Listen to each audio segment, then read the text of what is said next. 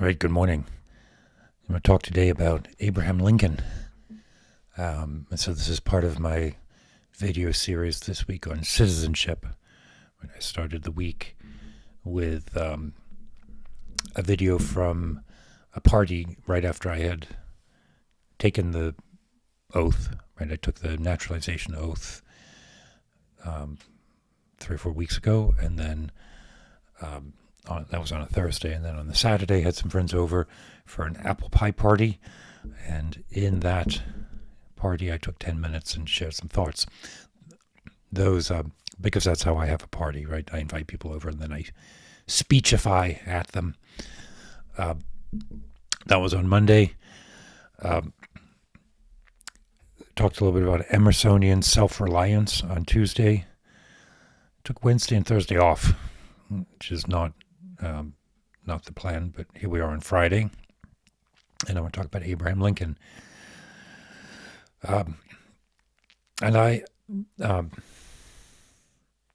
want to qualify this because I'm going to talk about Lincoln ahistorically. I've studied Lincoln probably as much as you all have, right? I saw the Ken Burns Civil War documentary.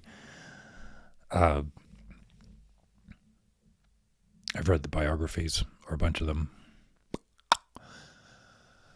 But there's something resonant about Lincoln within the citizenship project, within the aspirational side of the citizenship project. Lincoln represents something to me that I'm going to try to articulate and see if it resonates with you. I would like to be able to claim Lincoln as a transcendental president, right? As a president immersed in Emerson, and from there to some form of Buddhist awareness of the self. I can't do that. I would love to be able to do that. I can't in good faith do that. What I feel when I think about Lincoln is this unbearable honesty about the sort of inscrutable nature of the universe, the mystery of providence.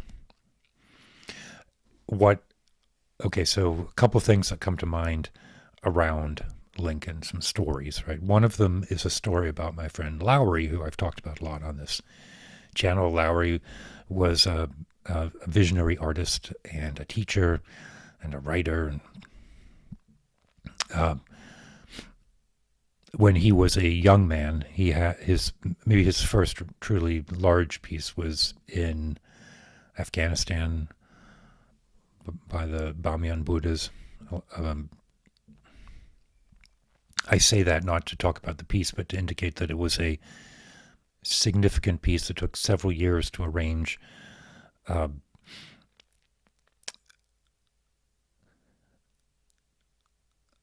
he tells that Lowry would tell the story that after this piece was done, it was the first of the quiet access installations. Right after it was done, and he and his family returned back to America, he was struck by this immeasurable so whatness. I haven't done all of this. I haven't done this really extraordinary effort for this beautiful concept and work of art. The universe was not lit up with gratitude and celebration. It was lit up with sort of this impenetrable keep going. This was necessary but not sufficient. And I get that same sense from Lincoln, as Lincoln moved into a really profound understanding of the nature of divinity. Right? Because I do think that as the circumstances of the Civil War conformed him to a really magisterial politician, right? The ability to negotiate and navigate through Congress and his own cabinet and the population and his generals.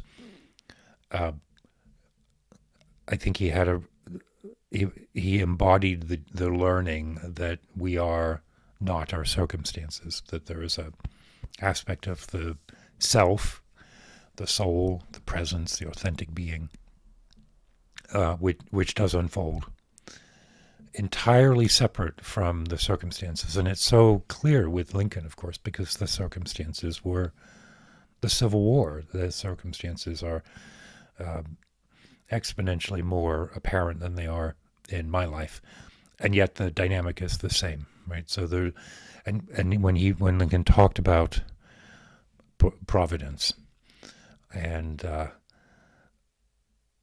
in the Second Inaugural, he talks about both sides thinking God was on their side, and thinking that both sides thinking they were right.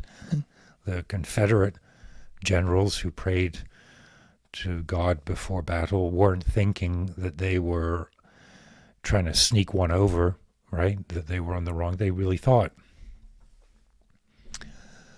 So that's a meditation on the nature of mankind and the nature of delusion. And those prayers were not answered. Nobody's prayers were answered. Instead, there was a sort of mechanism of providence. And I don't say mechanism meaning like a clockwork device turned up and run. There's definitely a give and take with providence. But it's very inscrutable.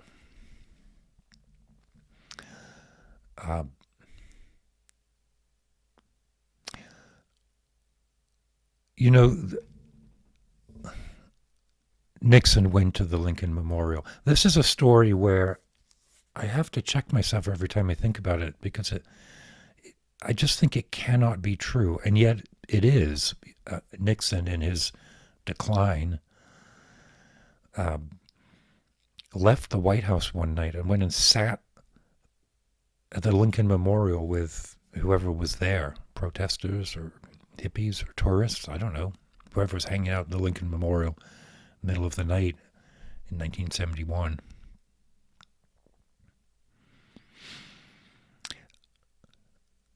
As I was thinking about this morning, I thought, wouldn't that be a great opera scene or cantata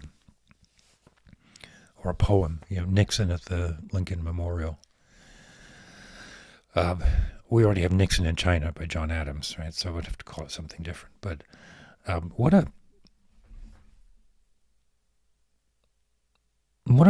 profoundly bizarre image, right? This angry, confused, depressed, drunk president who's a Quaker somehow found himself wrapped up, enmeshed in unwholesome activity, right? His circumstances around his presidency, entirely wrapped up with his personal need. Everyone who is a president is there because of their own personal need. I think Lincoln felt a profound need to know that he had made a difference. In his letters and his in the recorded conversations as a younger man before the presidency, he was not motivated by power or even necessarily by ideology, although he did seem to have a very strong commitment to the idea that the government should build bridges and roads, which is not a particularly inspiring manifesto, but he wanted to know that his existence on the earth had meant something, and that resonates absolutely with me. It may be the thing that pulls me in to Lincoln as the second of most. The first most is Lincoln through Whitman. Right, so Lowry and Providence is one access point to Lincoln, or one thing into which Lincoln provides access. This bizarre notion of Nixon seeking some kind of, I like to think he was looking for a sanctification or some kind of, why else go to the Lincoln Memorial? Right. And then Whitman's poem "When Lilacs Last" in the Dooryard Bloom'd, which I actually have some verse tattooed. I mean, this is a Lincoln. I can't really see it. Yeah, you can't really see it, but it's a nice big Lincoln on my shoulder. And then from the 16th, last stanza of "When Lilacs Last in Dooryard Bloom'd," I'm going to read the largest section. I have one line from it, but I'm going to read the first. All right, so, passing the visions, passing the night, passing, unloosing the hold of my comrade's hands, passing the song of the hermit bird and the tallying song of my soul. That's the line I have on there. The song of the hermit bird and the tallying song of my soul.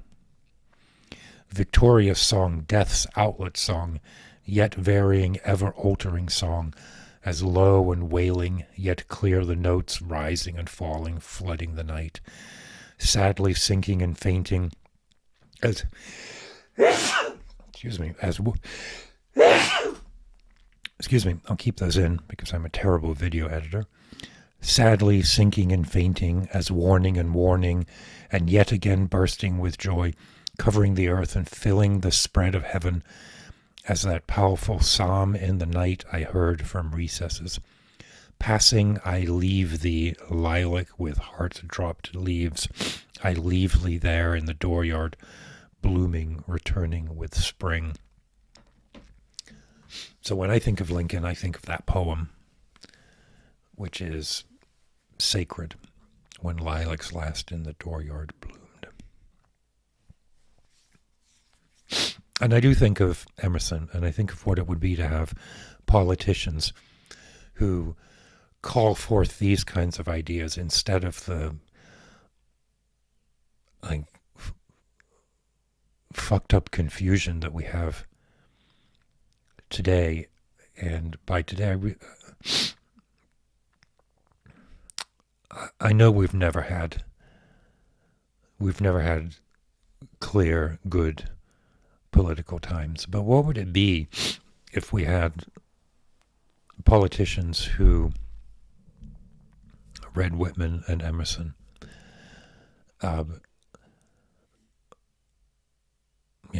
just leave it.